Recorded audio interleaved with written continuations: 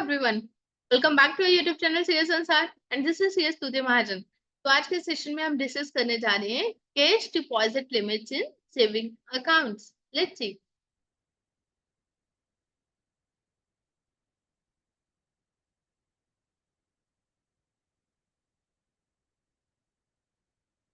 Cash deposit limits इन savings account.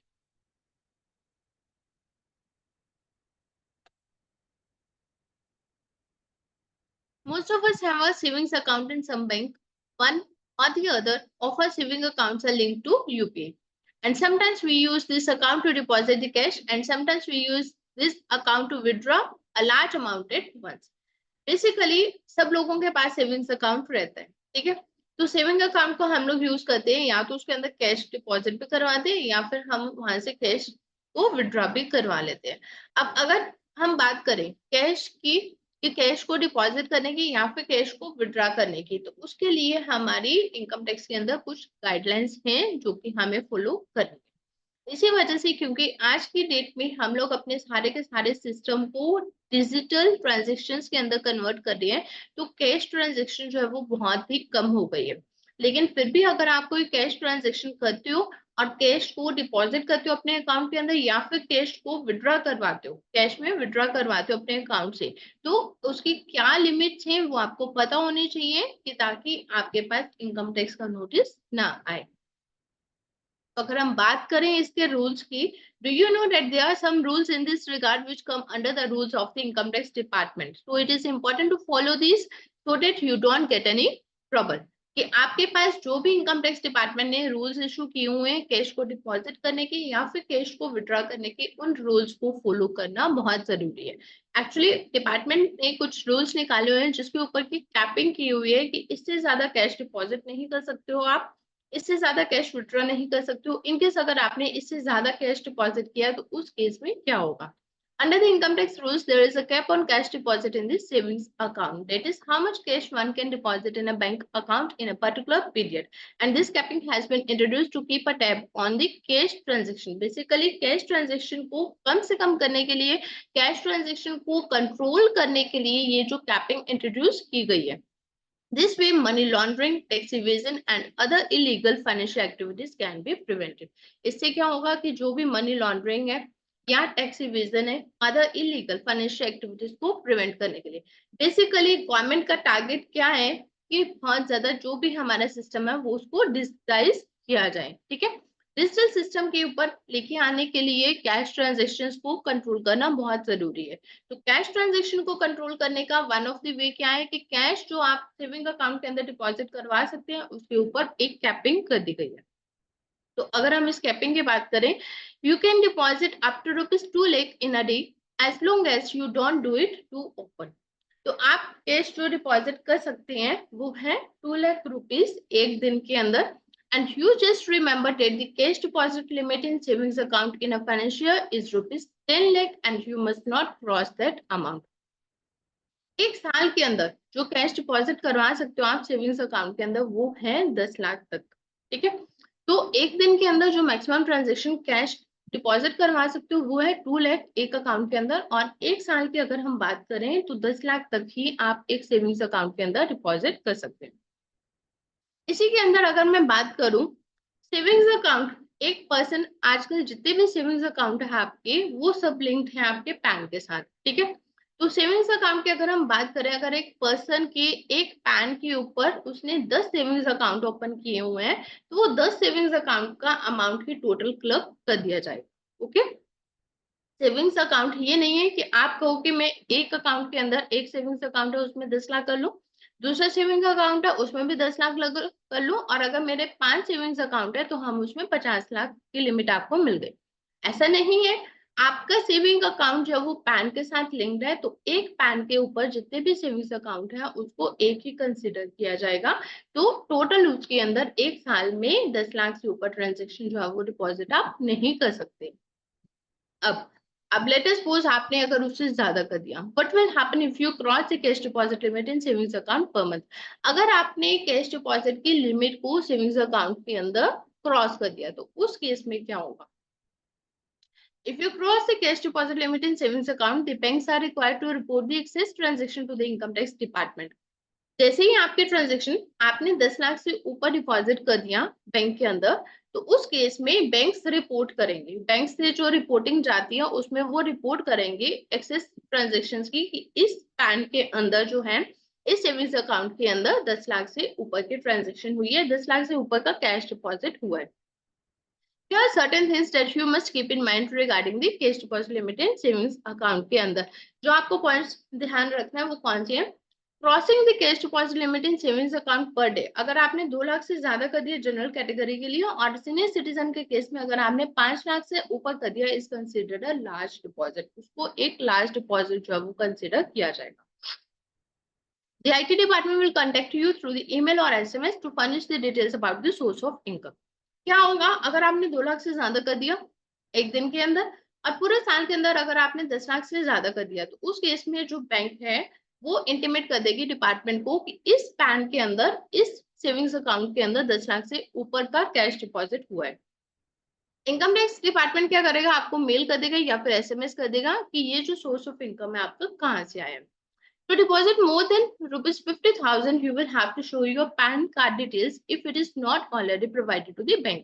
आपको पता है जब भी आप कैश डिपॉजिट करने जाते हो तो 50,000 से ज्यादा जब आप कैश डिपॉजिट करवाते हो अकाउंट के अंदर, तो आपको पैन नंबर देना पड़ता है, अपना पैन कार्ड दिखाना पड़ता है। हालांकि ऑलरेडी यहाँ पे तो हमने लिखा है कि अगर वो बैंक को नहीं दिया हुआ, लेकिन फिर भी आपको पैन कार्ड दिखाना पड़ता है। On being unable to explain the origin of the income, it is well within the rights of the IT department to serve notice under section 68 of the IT Act. तो आपको source of income दिखाना है। अगर आप अपने source of income जो है वो फर्निश नहीं कर पाते हैं, तो उस केस में आपके पास नोटिस इशू कर दिया जाएगा सेक्शन 68 का, अनडिस्क्लोज्ड इनकम का। And if you still cannot verify the income sources, a 60% tax, 25% surcharge और 4% सेस उसके ऊपर इम्पोज कर दिया जाएगा। अगर आपकी वो जो इनकम है, आपने सोर्स ऑफ इनकम उसका नहीं बताया, तो उस केस में 60% टैक्स जो है वो एप्लीकेबल हो जाएगा। And the IT department also prescribe the penalties if you end up receiving 2 lakh or more as a cash deposit in a financial year. तो उस केस में पेनल्टीज भी आपके ऊपर लगेंगे अगर आपने 2 लाख से ज्यादा कैश डिपॉजिट एक दिन के अंदर आप करें। ठीक है, तो बेसिकली इसके अंदर क्या है, डिपार्टमेंट आपको क्या करेगा, डिपार्टमेंट आपको मेल या नोटिस इशू कर देगा। आपको वहां पे इनकम सोर्स बताना है। अगर आप इनकम सोर्स नहीं बता पाए तो उस केस में 60% टैक्स लगेगा और पेनल्टीज भी लगेगी। तो ये तो हमने डिस्कस किया कि कैश कितना आप डिपॉजिट कर सकते हैं अपने सेविंग्स बैंक अकाउंट के अंदर। तो अगर हम बात करें आप कितना कैश डिपॉजिट कर सकते हैं, एक दिन के अंदर आप मैक्सिमम 2 लाख रुपीज तक की कैश डिपॉजिट करवा सकते हैं। और अगर पूरे साल की हम बात करें तो 10 लाख तक का कैश डिपॉजिट आप कर सकते हैं अपने सेविंग्स बैंक अकाउंट के अंदर। 10 लाख तक का ही कैश डिपॉजिट कर सकते हैं। सेविंग्स अकाउंट मीन्स अगर आपके एक पर्सन के एक पैन के ऊपर अगर 10 सेविंग्स अकाउंट है, तो 10 सेविंग्स अकाउंट का एग्रेगेट करके मैक्सिमम आप इतना कैश डिपॉजिट कर सकते हैं। अगर आपने कैश डिपॉजिट इससे ज्यादा कर दिया, तो उस केस में बैंक जो है इनकम टैक्स डिपार्टमेंट को इंटीमेट करेगा इस अकाउंट के अंदर, इस सेविंग्स बैंक अकाउंट के अंदर कैश जो है वो लिमिट से ज्यादा डिपॉजिट हुआ है, जिसके अंदर डिपार्टमेंट से आपके पास नोटिस आ जाएगा कि आप अपना सोर्स ऑफ इनकम जो है वो एक्सप्लेन करें। अगर तो आपने अपना सोर्स ऑफ इनकम जो है वो एक्सप्लेन कर दिया and it is satisfiable, then it's okay. लेकिन अगर आपने वो जस्टिफाई नहीं कर पाए, तो उस केस में इनकम टैक्स डिपार्टमेंट जो है आपको नोटिस इशू कर देगा अंडर सेक्शन 68, और उसके ऊपर जो टैक्स लग जाएगा आपका 60% टैक्स जो है वो चार्ज हो जाएगा और पेनल्टीज भी आपके ऊपर एप्लीकेबल हो जाएंगे। अब ये तो था कैश डिपॉजिट का, ठीक है। अब सेम वे में क्वेरीज आती है कि कैश कितना आप विड्रॉ कर सकते हैं। तो उस केस में क्या है, those who have not filed the income tax returns for the last 3 years will have to pay 2% TDS and that too only on withdrawal of more than rupees 20 lakh. अगर आप 20 लाख से ऊपर कैश जो withdraw कर रहे हैं, तो उस केस में 2% TDS जो वो आपका कट जाएगा अगर आपने 3 साल के रिटर्न फाइल नहीं किए। If these people withdraw rupees 1 crore in that particular financial year, 5% TDS will be levied. Otherwise क्या है, 1 करोड़ से ऊपर जब आप कैश को विड्रॉ करते हैं उस केस में 5% TDS लगता है। ठीक है, अगर आपने 1 करोड़ से ऊपर कैश विड्रॉ किया तो 5% TDS लगेगा, और 20 लाख से ऊपर किया तो 2% TDS लगेगा। लेकिन ये उन लोगों के ऊपर एप्लीकेबल होगा अगर आपने रिटर्न जो है वो 3 साल की फाइल नहीं की हुई है। And it is worth noting that the TDS deducted under section 194N is not classified as income. ये आपको बड़े ध्यान से, जब भी आपने 194N का टीडीएस वहां पे आता है वो आपके इनकम में कंसिडर नहीं होता, लेकिन जो आपका टीडीएस कटा होता है उसका आप क्रेडिट ले सकते हो, but can be used as a credit while filing the income tax return. जब भी आप इनकम टैक्स रिटर्न को फाइल करें तो आप उसका क्रेडिट ले सकते हो। ये जो पॉइंट है जो आज हमने डिस्कस किया है कि कैश आप कितना डिपॉजिट कर सकते हो और कैश कितना विड्रॉ कर सकते हैं एक फाइनेंशियल के अंदर और सेविंग्स बैंक के अंदर, तो ये बहुत सारी क्वेरीज आती हैं। तो आपको इस चीज को, जो इनकम टैक्स डिपार्टमेंट ने जो रूल्स इशू किए हुए हैं उसको ध्यान में रखते हुए ही आपको ये करना है। कैश डिपॉजिट करने की लिमिट क्या है कि कैश जो आप डिपॉजिट कर सकते हैं वो 2 लाख तक ही कर सकते हैं एक अकाउंट के अंदर, और एक साल में आप 10 लाख तक ही कैश डिपॉजिट करवा सकते हैं। अगर आपने 10 लाख से ऊपर कर दिया तो उस केस में जो बैंक्स हैं वो इंटीमेट कर देंगे इनकम टैक्स डिपार्टमेंट को कि इस अकाउंट के अंदर लिमिट से ऊपर कैश डिपॉजिट किया गया, जिससे क्या इनकम टैक्स डिपार्टमेंट आपको मेल इशू कर देगा, इसका सोर्स ऑफ इनकम जो वो वेरीफाई करे। अगर तो आपने उसको जस्टिफाई कर दिया देन इट्स ओके, अगर आप जस्टिफाई नहीं कर पाए तो उस केस में उसको उसके ऊपर टैक्स लग जाएगा, 60% टैक्स जो है वो लग जाएगा, और पेनल्टीज जो लगेंगी वो अलग से लगेंगी। और अगर हम वही बात करें कैश विड्रॉल की, तो जो आप कैश विड्रॉ करते हैं 1 करोड़ से ऊपर अगर आपने कैश विड्रॉ किया है तो उसके ऊपर 5% टीडीएस जो है वो लगेगा, और 20 लाख से ऊपर अगर आपने कैश विड्रॉ किया है तो उसके ऊपर 2% टीडीएस लगेगा, लेकिन तब लगेगा अगर आपने रिटर्न को फाइल नहीं किया हुआ 3 साल में।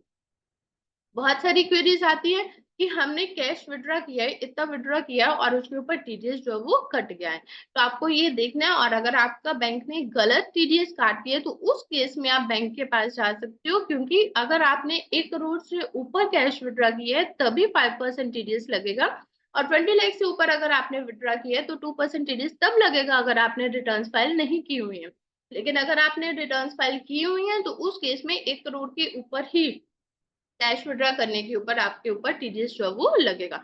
अगर फिर भी बैंक ने गलत टीडीएस काट दिया और आपका टीडीएस नहीं बनता, आपने इतना विड्रॉ नहीं किया है, तो आप बैंक को अप्रोच कर सकते हो और उसको बता सकते हो कि अगर टीडीएस नहीं बनता तो बैंक को टीडीएस नहीं काटना है। और 194N का जो भी आपका टीडीएस कट है वो आपके इनकम में क्लासिफाई नहीं होगा, लेकिन आप उसका क्रेडिट जो है वो आप अपने उसमें ले सकते हैं। ये आपको बड़े ही ध्यान से, क्योंकि जब भी आप अपना कैश डिपॉजिट करेंगे आपने लिमिट को क्रॉस नहीं करना है। कैश डिपॉजिट करते हुए लिमिट को क्रॉस नहीं करना है, कहीं पर भी आपको इनकम टैक्स के रूल्स के अगेंस्ट नहीं जाना। और अगर आप इनकम टैक्स के रूल्स के अगेंस्ट जाती हैं तो उस केस में आप तैयार रहो कि आपके पास नोटिस जो है वो सर्व कर दिया जाएगा। So this is all for today. Thank you for watching this video. Thank you.